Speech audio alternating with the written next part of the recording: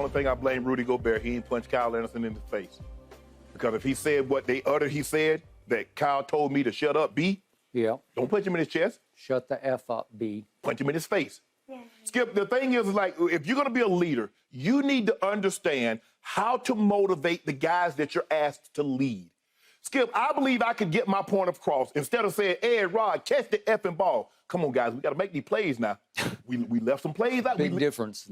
You see? Yes. All Cal, hey, Rudy, come on, baby. We need those. Hey, we need those boards, babe. No rebounds, no rings, baby. Come on, Rudy. Hey, Rudy, get a rebound. So what did he expect them to say? You come at the guy out of nowhere like that. I get it. They say, and that's his style. There was a report there. The beat writer did a report of his style of leadership. And Rudy said, you know, hey, it's coming from a good place. It's all love. He wants the best, yada, yada, yada. But nah, it ain't coming from no good place. You call me out by name. You call me a B. That ain't coming from no good place. So, like I said, everybody wants to lead. I want to lead. I want to lead. But do you understand how to lead? I just believe he could have went to Rudy. Hey, Rudy, come on, baby. We need those boards now. Hey, come on now. We got to get these boards. Yeah. But then you go, hey, Rudy, grab a rebound. So Rudy, Rudy smart back. Hey, no, he said Rudy blocked some shots. Rudy told him. That's how it started. Yeah.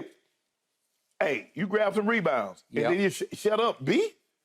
Nah, I ain't got no problem with, look, I understand there's frustration, Skip, that this is an opportunity. We get an opportunity to make the play in. You know, the Pelicans, I think, if I'm not mistaken, was winning at that point in time of the game, Skip.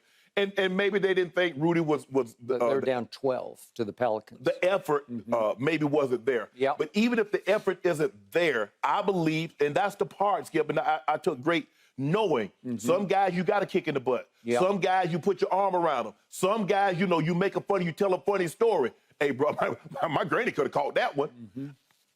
But you have to understand, Skip, push, pull, poke, prod, what each individual needs. You cannot lead everybody the exact same way. This ain't the military. Where they're like, hey, give me 50 and do this and do that. Nah, bro, come on now. No. But hey, the only thing I blame Rudy for, Rudy punched him in his chest, and he had a clean shot at his dome. Okay. First order of business is, I didn't even consider that a punch. I know everybody's calling it a punch. Shove. It's an open-handed shove in the shoulder. Yeah, he didn't really want to. He didn't want any part of it. No. You know, and I know, when Draymond decided that Jordan Poole was going down, he was going down. For whatever reason, we're going to talk about Draymond versus Rudy here in a few minutes. But when Draymond decided to punch Jordan Poole in the face, he jacked him in the face. Right? Right. If Rudy Gobert, who's 7 feet 1 inch tall with long arms, if he'd really wanted to do some damage here, he would have done some damage. You know it, and I know it. Of course. You also know this is not what Rudy Gobert is made of. I didn't think it was what Kyle Anderson is made of, because he was on my Spurs for a number of years. He never said boo to anybody. It was just like he was the quietest Spur. And when we talk about leadership, I'm not sure, just because he's been around. Yeah, that's what. He's a veteran. So I'm thinking the same thing. Like, hold on, what did he do to become in a leadership role? But it's because, like you said, he played a number of years with your Spurs, so he might get defaulted. Memphis. He might be leader by default. He has the most tenure in the league. Okay, so this was an ESPN report, and to your point, it starts off with Kyle just trying to motivate him, saying, hey, you need to block some shots, because he had blocked none at that point. They were down 12. Okay, I don't know exactly how that was said, but whatever. And then Rudy didn't love that. And so he fires back, well, you need to get some bleeping rebounds. Okay, fair enough. But then it escalates to your point, and this is from the ESPN report. Kyle Anderson responds to that with, shut the F up, B word. Yeah.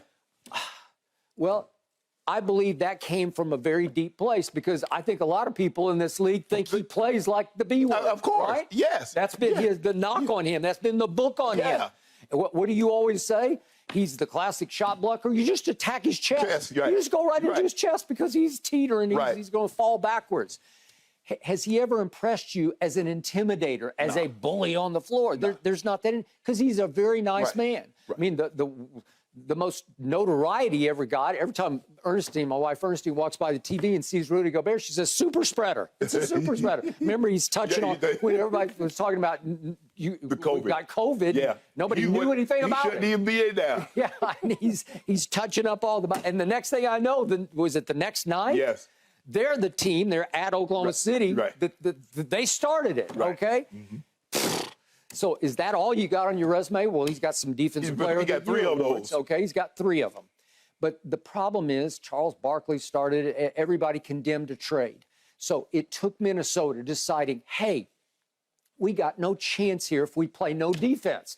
So they obviously lost to Memphis. They battled with them for, what was it, 6 games last year in the first round. And they had them down a bunch of those games. They had them down a bunch of those games, and Pat Bev was firing them up.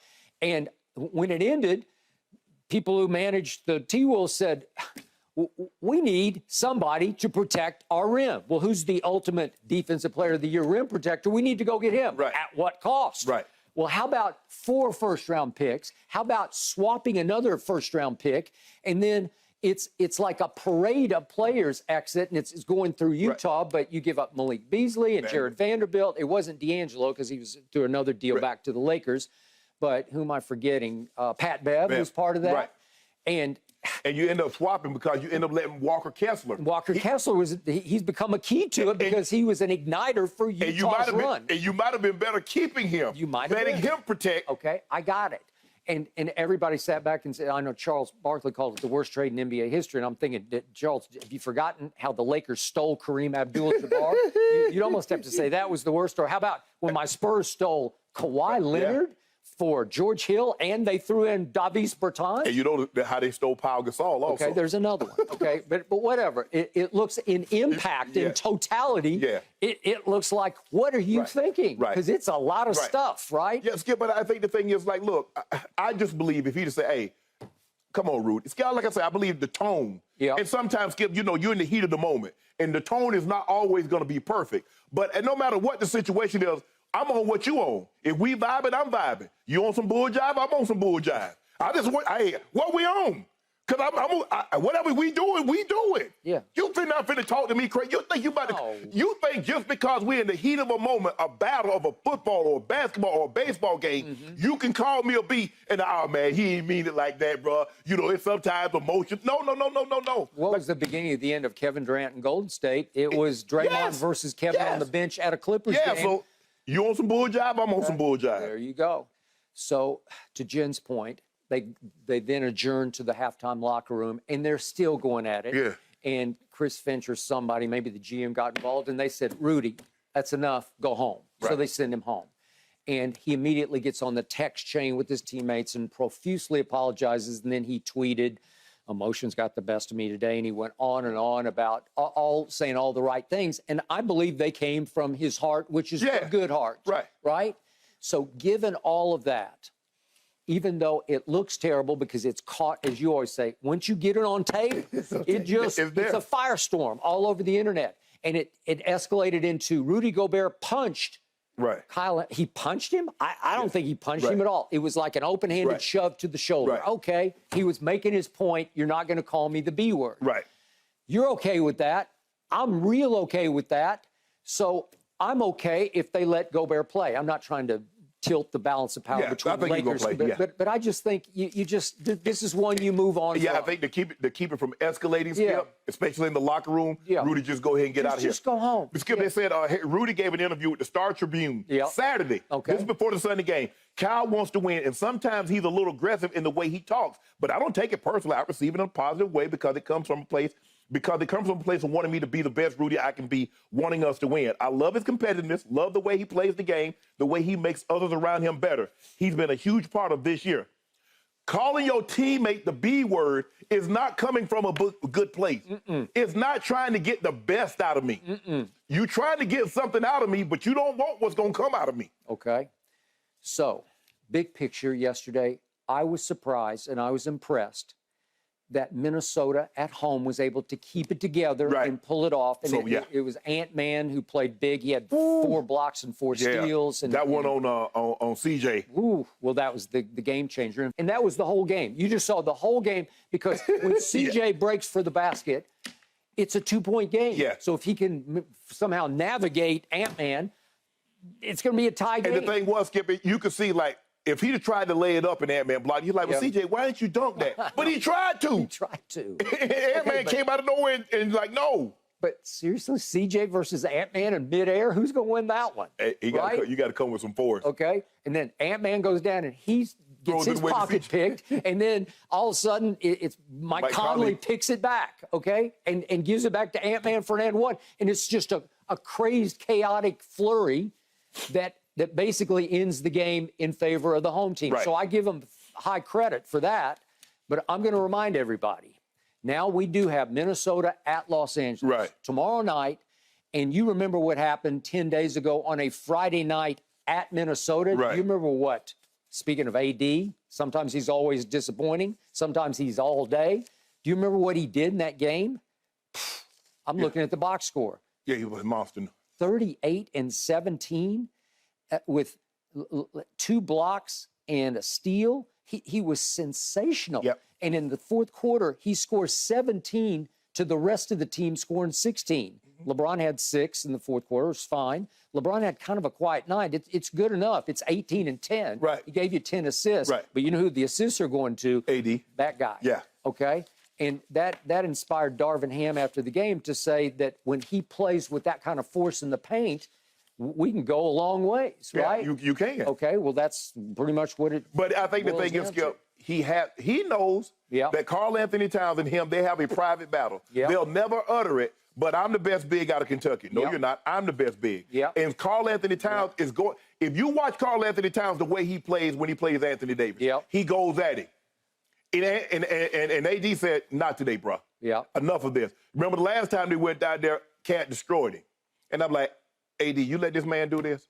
But he's going to have to destroy you from distance because I don't think he can destroy you in your face. Well, what the thing was, he was shooting threes and then he was putting the ball on the floor. You remember how he was yelling because he was mic'd up? No, he's blocking shots. He was on one that night. He was. AD made it a point of emphasis. I'm the baddest thing from Kentucky playing in the NBA currently. Okay, I got it. But listen, he can't hold candle to your man when your man decides. Well, I need him to decide. Well, I hope he decides. Here's the Darvin quote. This is after that game 10 days ago at Minnesota. He said, when he's not settling and he's putting pressure on the paint, putting pressure on the rim, we find ourselves having a lot of success. That quote is the essence of who you are and can be. That's who you have to be going forward. And if that quote applies game after game after game through this, you're going to get to the Western Conference Finals. Well, I hope so. But, Skip, you remember that game, Rudy Gobert, all of a sudden, Rudy Gobert hitting jumpers. He putting the ball on the floor. I was like, oh, look, Rudy, that ain't what you do. No. All of a sudden, he found some life that he wanted to be. He wanted to be the best. He wanted to be Giannis. Okay. What did Rudy do that whole night? So he played 31 minutes. He had 14 points and 11 rebounds with no block shots. Okay. Good.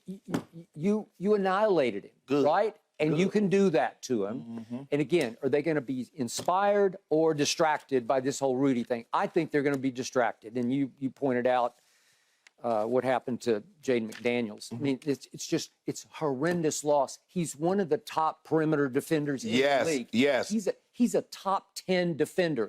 He, even more than Rudy, made them much better. They're now 11th overall defensively when they were hapless and hopeless last year. Well, you smash your hand, you're gone. You can't tell me that's going to take some heart out of this team. Of course it is. Right? But, I mean, that's sometimes you have to learn how to control your emotions. I don't know, hitting the wall, I get the frustration. I mean, just open-handed, but don't punch it. You just can't. I mean, who hadn't hit a wall? Who hadn't hit something with their hand? But you just can't. Asking for trouble. You're asking for trouble. Thanks for watching, Undisputed fans. Subscribe here to get the very latest from Skip and Shannon. Plus, go watch a few segments from our other shows on FS1.